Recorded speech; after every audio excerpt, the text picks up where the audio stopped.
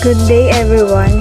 These are the members of Team Ang and these are the highlights on the question that we will be answered on the next video. Mr. A has this staff a case in the case reached the Supreme Court.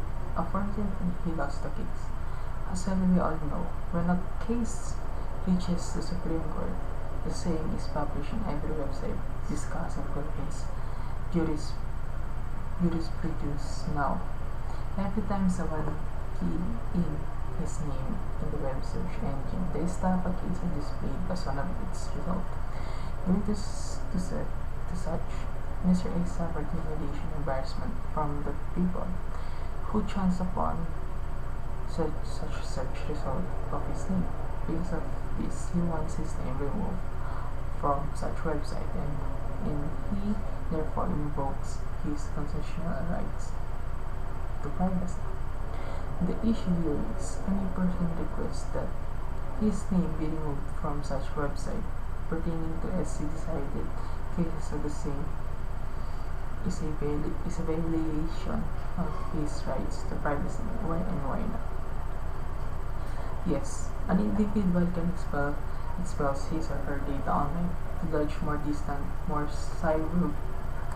cyber online wrongdoing or cyberbullying, because it's each individual rights to cover his or her personality to the common one, often much obligate to the security rights.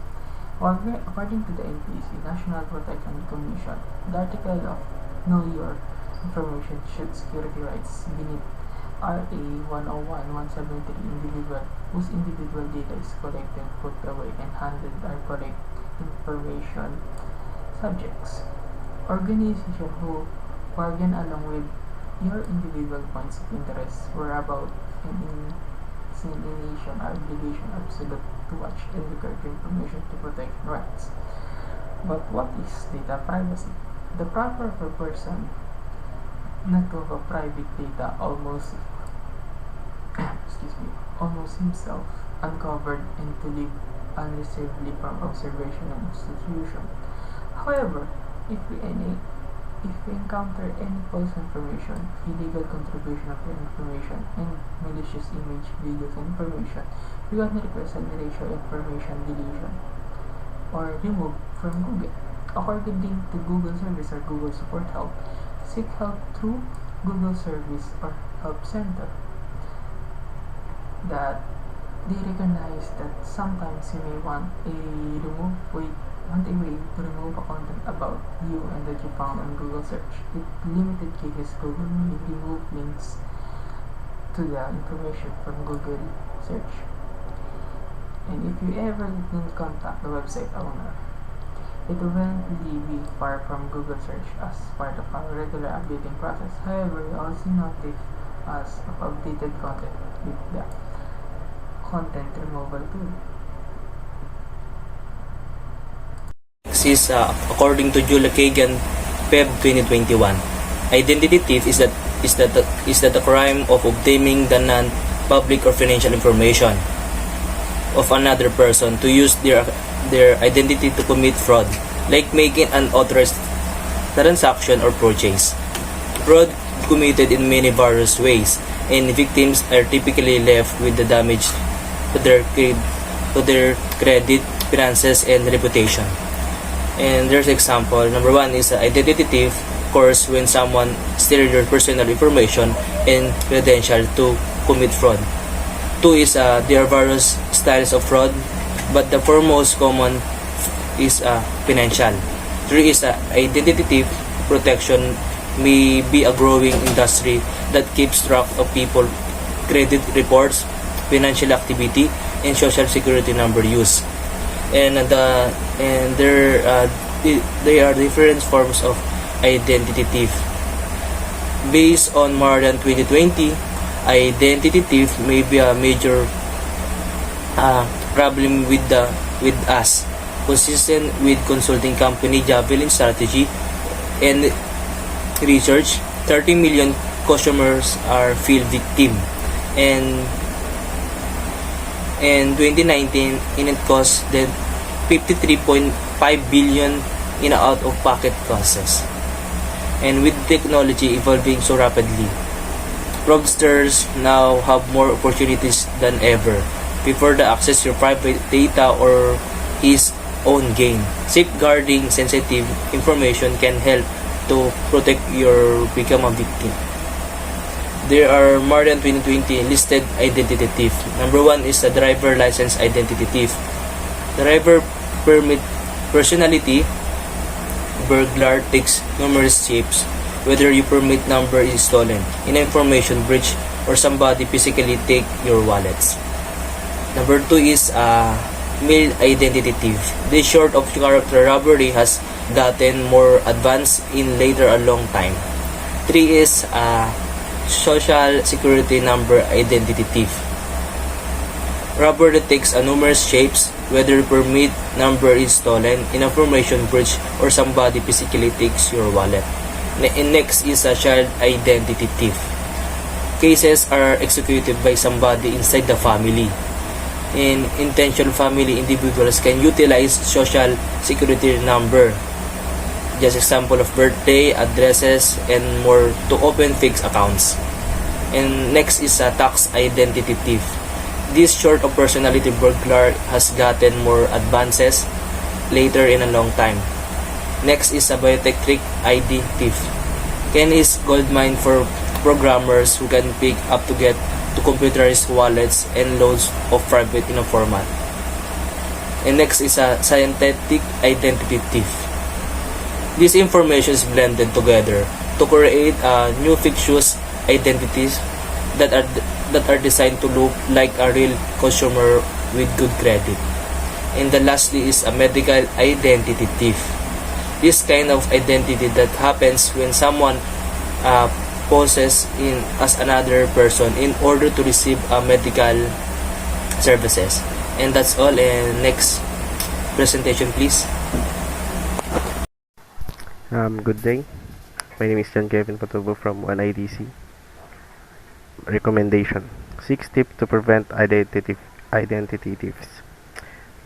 Number 1 is continuously trying to provide your date of birth, mother's lady title, or others' private information. Number 2, do not be anxious to be addressed why somebody needs your individual information. Number 3 is to minimize the sum of data you carry with you. Number 4, remove ancient stores, slips, clear checks, and other private data that you just don't owe to carry from your wallet or purse. Number 5, cancel your credit cards that you just don't need. Number 6 is check your credit cards after each utilize. To quit beyond any doubts, simply have gotten your claimed credit card back after making purchase. In conclusion, that says that users who use modern technology in today's era should be more careful. You want to see the recommendations that we made, and so that we can prevent various identity theft that may happen to us. We must always be careful, and now it is applies to me that we need to be wise in everything and to prevent such issues with modern technology. Thank you. What is due process and its aspects?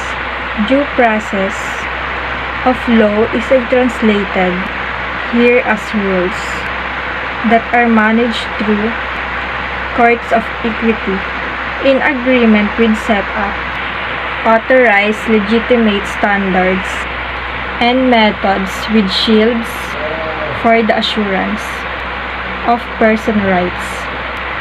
The common interpretation of the concept of due process is broader and may incorporate the rules appropriate in case of hardship of freedom, rules related to property, and rules related to authoritative strategies. Here the concept is restricted to the rules applicable to the organization of justice. Additionally, the supervisory instruments examined in this book have more than once outlined that the organization equity of courts that has a major effect on the workout of control inside states such as open prosecution and activities of the police and prison authorities. Process incorporates here, inter alia, arrangements guaranteeing an accused individual a reasonable and open trial sometime, recently a competent tribunal, the correct to be present at the trial, and the proper to be listed in his or her own protection. Due process includes both the correct to a reasonable trial and the proper to a compelling cure. Both rights are closely related. They are examined here progressively. The complexity of the administration of justice as well as hundreds of a long time of national conventions which have been created in connection to it has made a wide differences in terminology. This has obliged the worldwide supervisory components to create their claims concept and interpretation of terms utilized within the definition of a reasonable trial, viable cures, and other components of the organization of justice. They in this manner frequently underscore that the different due process concepts a have an independent meaning sometime recently universal supervisory components.